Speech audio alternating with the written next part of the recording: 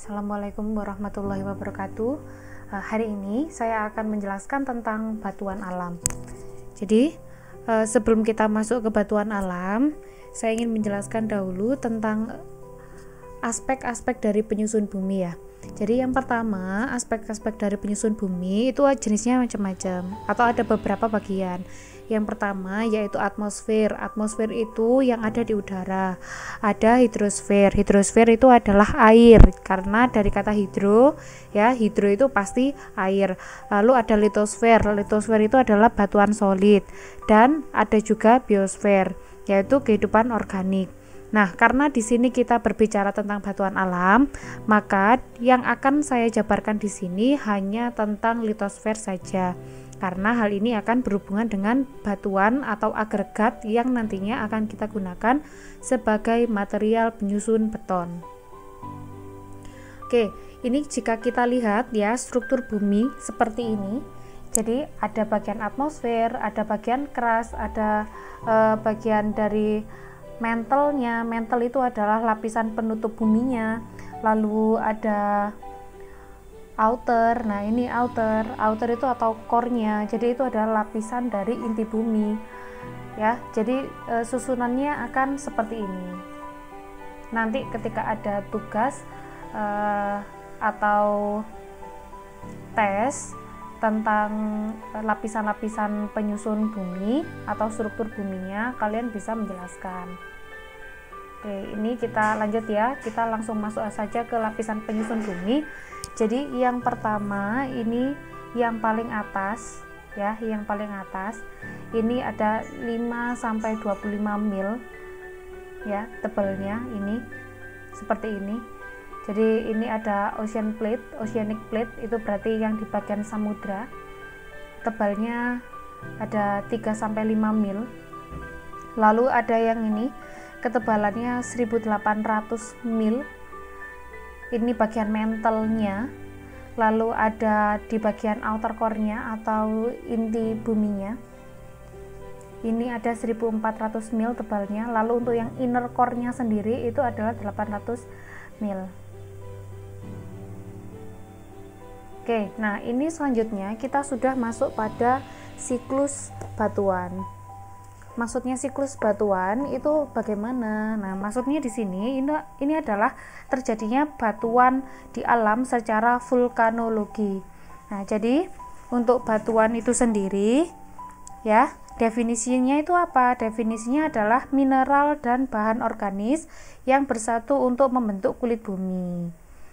Itu adalah menurut ahli geologi. Sedangkan untuk menurut ahli geoteknik atau dari sipil, batuan merupakan suatu bahan yang keras dan koheren dan terkonsolidasi serta tidak dapat digali dengan cara yang biasa.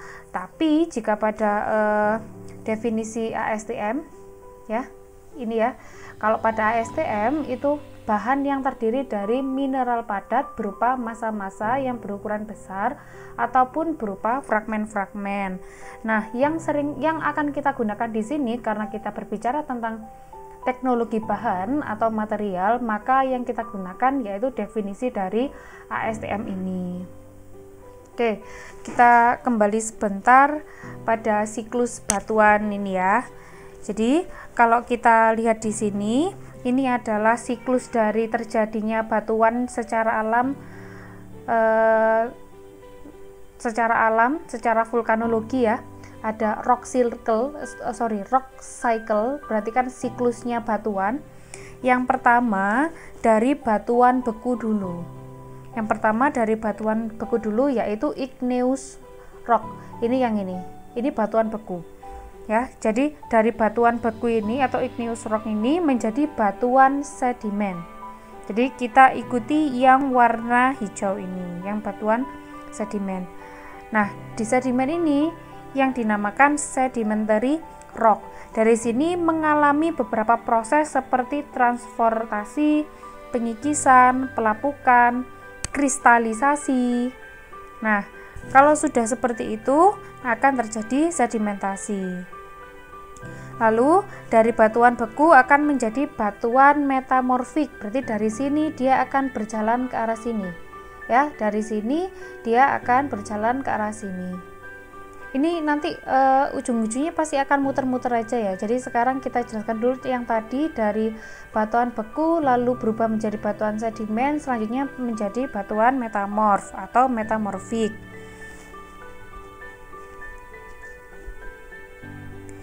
Dari batuan metamorfik ini akan mengalami proses pemanasan dan tekanan yang tinggi dan bersamaan, sehingga batuan aslinya sendiri atau batuan bekunya tadi mengalami perubahan struktur dan sifat fisiknya. Nah, selanjutnya ada juga yang namanya batuan malihan. Nah, nanti itu akan masuk ke bagian-bagiannya yang lain lagi. Nah, dari batuan malihan nanti bisa menjadi batuan sedimen dengan pengaruh cuaca, penghancuran, pelapukan, pengkristalan, serta sedimentasi. Jadi ini prosesnya dia akan macam-macam ya. Ini ada weathering berarti pengaruh cuaca. Nanti bisa nih dari batuan sedimentasi dia kena panas, melt into magma, kena ini ya, melt into magma itu maksudnya meleleh karena magmanya. Nanti bisa jadi ini lagi. Kalau sudah keras jadi ini lagi. Kalau ini sudah keras, nanti kena heat sama pressure lagi. Heat itu berarti panas ya, heat itu panas, lalu pressure itu tekanan, bisa langsung jadi metamorfik. Nah, jadi ini bisa muter-muter aja di sini. Nggak selalu ini dari sini, dari yang batuan beku jadi sedimen, jadi metamorfik, tidak. Tapi ini bisa bolak-balik. Jadi karena kena tekanan, kena panas, kena udara, dia akan berubah menjadi masing-masing. Oke, kita lanjut sekarang. Nah, ini ya, ini tadi sudah saya jelaskan kalau definisi batuan itu adalah campuran dari satu atau lebih mineral yang berbeda. Jadi dia tidak akan memiliki komposisi kimia yang tetap. Jadi komposisi kimianya akan berubah-ubah sesuai dengan kandungan mineral pada bumi atau pada lingkungan yang ada di sekitar batuan tersebut. Batuan sendiri terdiri dari butiran padat berupa kristal dan bagian kosong seperti pori-pori atau crack. Crack itu apa ya istilahnya? Crack itu berarti pecahan-pecahan ya. Lalu join, kalau join itu berarti sambungan-sambungan. Oke. Komposisi batuan sendiri pada kulit bumi ya itu ada 99%-nya dari beratnya terdiri dari 8 unsur. Ada unsur O atau oksida ya, ada Si, ada Al, Fe, Ca, Na, Mg dan H. Jadi ini adalah komposisi-komposisi yang ada pada kulit bumi kita. Jadi ada SiO2 itu ada 59,8%, ada Al2O3 14,9%, CaO 4,9%, sampai akhirnya ada H2O. H2O itu air, yaitu komposisinya ada 2,02%. Nah, kalau misalkan kalian ingin mengetahui lebih lanjut tentang komposisi dari batuan ini sendiri atau komposisi dari yang ada di kulit bumi ini sendiri, itu berarti kita belajarnya sudah tidak di sini lagi ya, karena kita di sini hanya mengambil yang umum-umum saja nih. Apa sih yang dimaksud dengan rock itu atau batuan itu yang nantinya akan kita gunakan sebagai agregat. Oke, sekarang kita akan masuk pada klasifikasi agregat dulu berdasarkan proses-proses pembentukannya. Yang pertama ada batuan beku. Nah, jadi tadi kita sudah refresh sedikit ya tentang batuan beku. Jadi batuan beku merupakan batuan yang berasal dari magma yang mendingin dan membeku. Jadi di batuan beku sendiri dibedakan atas batuan beku luar atau ekstrusif igneous rock dan batuan beku dalam atau intrusif igneous rock. Oke. Di dalam kerak bumi sendiri terdapat batuan yang masih cair dan sangat panas yang disebut dengan magma. Jadi kalau misalkan ada yang belum tahu, batuan itu awalnya adalah dari magma. Jadi magma yang ada di dalam bumi atau ada di dalam gunung berapi, itu kan biasanya kalau keluar dia meletus keluar magmanya. Nah, itu adalah calon-calon atau bakal-bakal dari batuan beku. Magma yang mencapai permukaan bumi maka disebut dengan lava. Pendinginan magma sendiri dan lava akan menyebabkan magma dan lava membeku sehingga menjadi batuan beku. Contohnya apa saja? Nah, di sini macam-macam. Contohnya yang pertama ada yang namanya batu apung, ada batu obsidian, ada batu granit dan batu basal. Jadi ciri utama dari batuan beku itu sendiri secara visual kita dapat melihatnya dari yang pertama, ikatan antar mineral batuannya sangat kokoh sehingga dia bisa akan sangat kuat karena hal ini hal ini dipengaruhi karena proses pembentukan dengan suhu yang sangat tinggi. Lalu pada umumnya berat jenisnya kalau pada batuan beku itu dia sangat tinggi karena dia akan benar-benar sangat padat dengan pori-pori yang kecil. Selanjutnya tidak adanya sistem lapisan.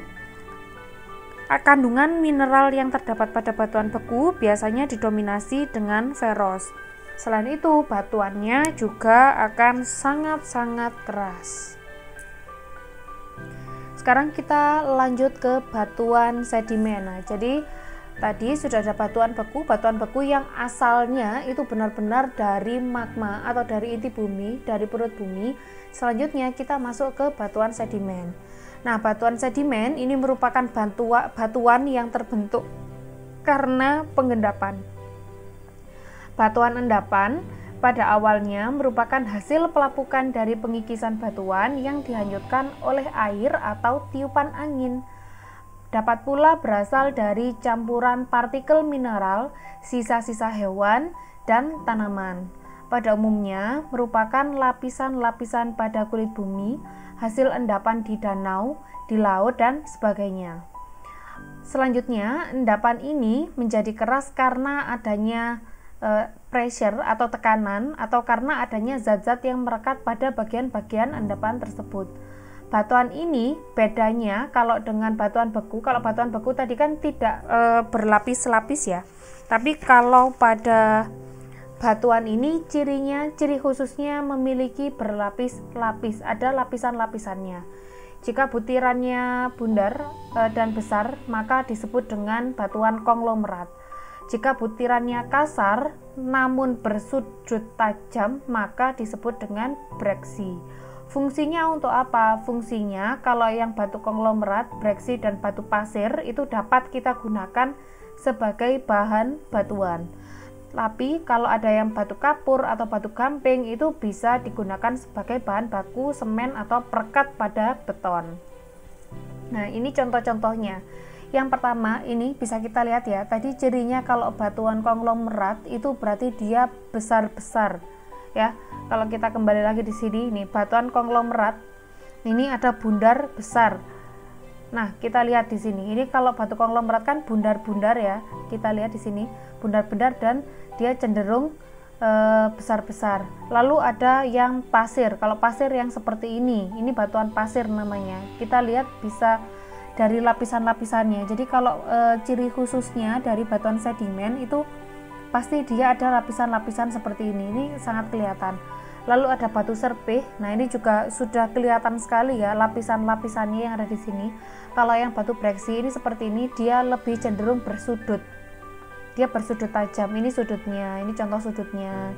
Lalu ada juga yang di sebelah sini. Nah, ini juga kelihatan sudutnya. Ini juga kelihatan ada sudutnya.